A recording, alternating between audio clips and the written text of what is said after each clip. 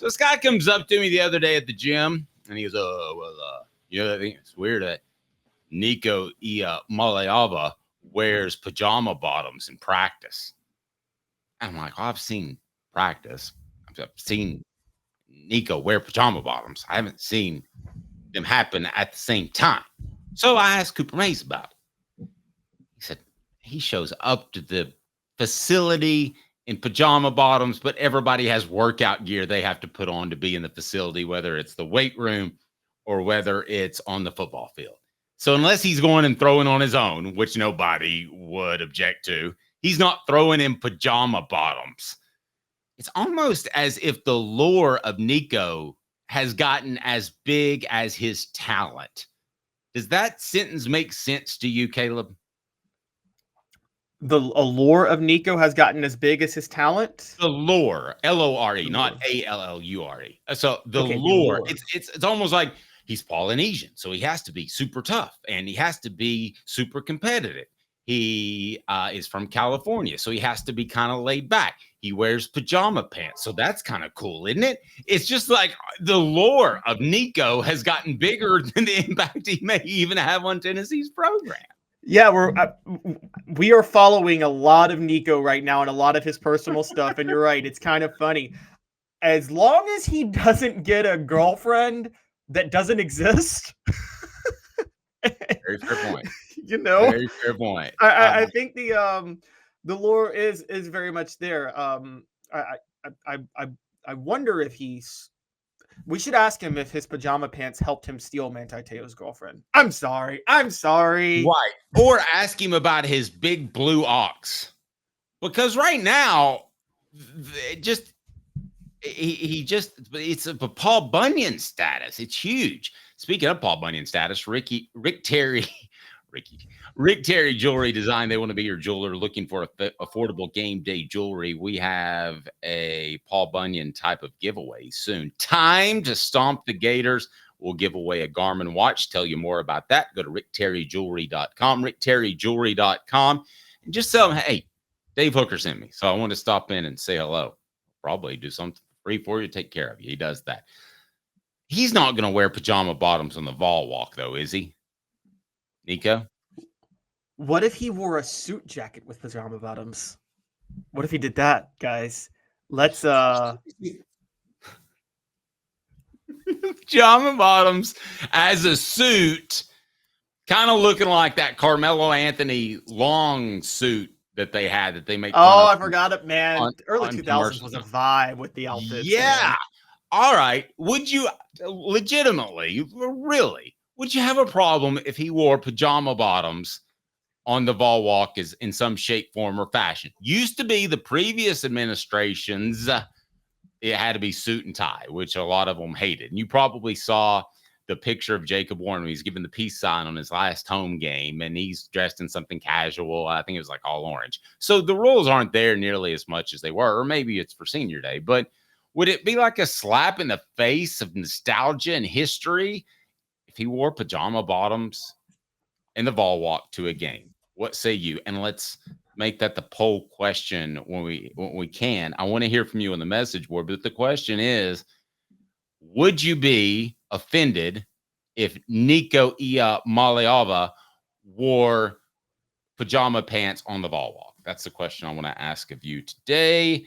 And the national media. Right, yeah, let's go with that.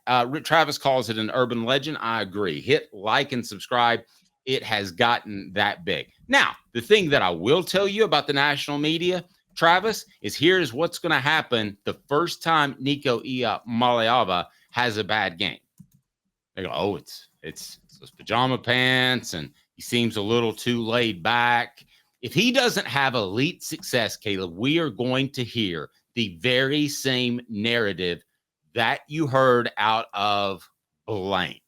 Can you guess who I'm going to pick? What player had, I thought, a very inaccurate reputation because of his team's lack of success? From California? Casey Clawson? Right. If Nico Iamaleava doesn't have elite success as a team, Let's not forget in that SEC championship game that Dante Stallworth and Travis Stevens both turned the ball over in the second half, okay? Don't blame Casey for that. He should have been an SEC championship quarterback, potentially a national championship quarterback. Casey made a lot of mistakes in that game, too. Don't let Casey off the hook. He did.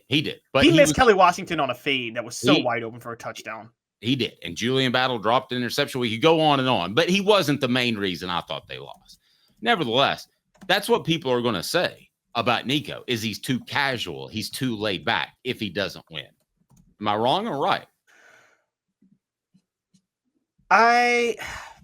Which I know I'm throwing a monstrous if in there because you think they're going to be really good, and so do I. Yes. I think you're wrong in this way with Nico. I don't think Nico, if anybody's followed him, has the same level of laid backness as Clawson did. It wasn't just the way Clawson dressed. Like, Clawson had he had emotion, but I mean, he really cared, but he had such a nonchalant personality, like, about everything, that you kind of got the vibe he didn't care. And also, you got to remember this. I agree Casey Clawson was misunderstood.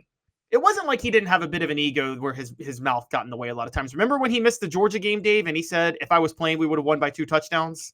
And then the next year, he goes and loses at home 41-14 to Georgia.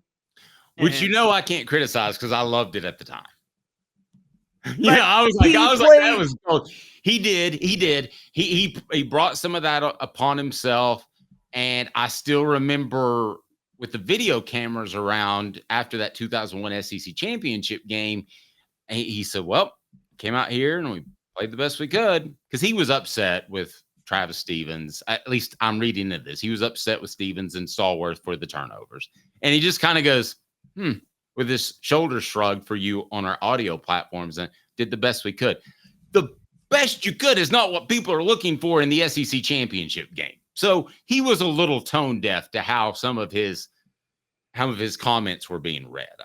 It was actually, I remember that game, and it was mind-boggling to me that, I hate to say this usually, but you could tell LSU was more excited to play that game than Tennessee. And the Tennessee had a chance to go to the national championship game, and LSU wanted it more, which was just embarrassing. And part of that was, again, I will tell you guys, look it up. It happened. Stevens fumbled. Fulmer let Stevens fly to New York 2 days before that for his Doak Walker Award ceremony, since he was a finalist. Why do you let somebody fly to New York the week of a SEC championship game, Dave? True. I mean, again, if Casey Clawson wins that game, the narrative of he's too laid back is gone. A championship ring does that. By the way, Travis, I see you prefer the suit and tie. Would you prefer that as well on the message board? And we'll reset the poll question here momentarily. But if he wins that game, despite whose fault it is, the narrative is completely changed. He's an SEC champion.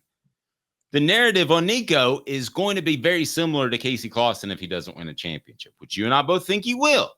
I'm just saying. Travis says, I prefer the suit and tie. Also, we'll get you on the message board. Do you prefer the suit and tie, or are you up for pajama pants, Caleb? It depends on the level of... I don't care personally, but I will tell you this. Funny enough, I understand how Tennessee fans come... a lot of Tennessee fans, and I get it, respect a certain... They think there's a certain level of respect you should have for the traditions, and the Vol Walk is a major tradition. It's one of the... Probably many people take the most pride in that because they say that's the one tradition that Tennessee has that is better than other schools that have it. And I think it's the coolest they have, except for running through the T. I think those are the top two, in my opinion. And they stopped torturing that horse, so that was a good thing. Well, yeah. So where I am, you have to torture a walking horse to make it prance like that, right? Yeah, that's right. Yeah, that's a good point. So let's talk about Smokey. Okay, so can we ask the question though? Like, I will say this: like Philip Fulmer was a guy who really respected Tennessee traditions, and he would make you wear the suit and tie, and I understand that. Josh Heupel, you brought him up because I have a transition. Go. Josh Heupel, I don't think really cares about that stuff at all. I think Josh Heupel wears a suit with tennis shoes. You know what I mean? When he has to go, like, he doesn't want to wear a suit. He wears a suit when he has to. Josh Heupel likes ball, and all he wants to do is talk ball and focus on ball. And he's not going to be like, you think Josh Heupel is going to be the guy to say, you got to respect the tradition and wear a suit and tie? No, because he wouldn't wear a suit and tie if he didn't have to. No. I love what Smoky Mountain Red said, I don't think anyone will care once he starts slinging TDs. That is absolutely true. But what if he doesn't? And most college football players do struggle at some point. Will that be the narrative of just too laid back? I think you're going to see that. I think it's unfair. And I want to say this again, and maybe I'm stereotyping, and maybe this is reverse racism, but I have never been around a Polynesian prospect or football player that wasn't the most competitive dude that I've ever been around.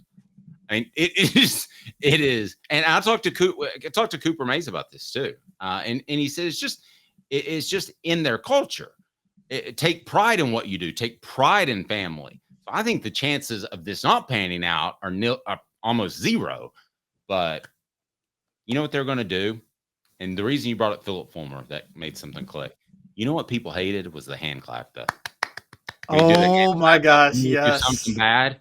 But really, psychologically, that's the right thing to do. You lift a person up when they do something bad, and you bring them down when they do something good, if you want to study leadership skills.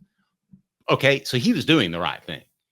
That didn't annoy anybody until about 1996, 97, when they're losing to Florida, and they're not going to make an SEC or national championship. That didn't bother anybody before that. And then it was like, that damn hand clap, I hate it. It wasn't the hand clap that people hated. It was the not being in championships that people hated. But you also have to remember this. Here's why it didn't work all the time with Fulmer. He also did the hand clap when things went right. So I don't remember that as much. So I'm going to take your word for it. I just remember doing it when things went wrong. Like, so for instance, I'll give you a notable example. Elias points out the Witten bungled play in Florida 2001. Witten had like 5 bungled plays against Florida in 2001. Jason Witten almost single-handedly lost that game to Florida. Weird, because one of their best pros had his worst game in one of the biggest games in SEC history. But go ahead. Yeah, he had a horrible game that day, but it was.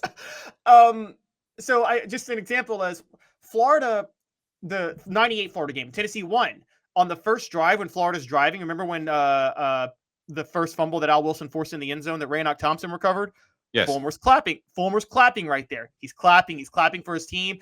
I wouldn't be clapping. I'd be like, okay, you got the fumble, but why did you let them drive all the way down to the red zone on the first drive? You got lucky there. And that's good. That's good leadership skills, because they're up and you bring them back down a little bit. That's right, good leadership. Fulmer didn't do that. He just clapped for him for forcing the fumble. Okay. I remembered it just as a negative thing, like it happened during a negative time, but I could be wrong.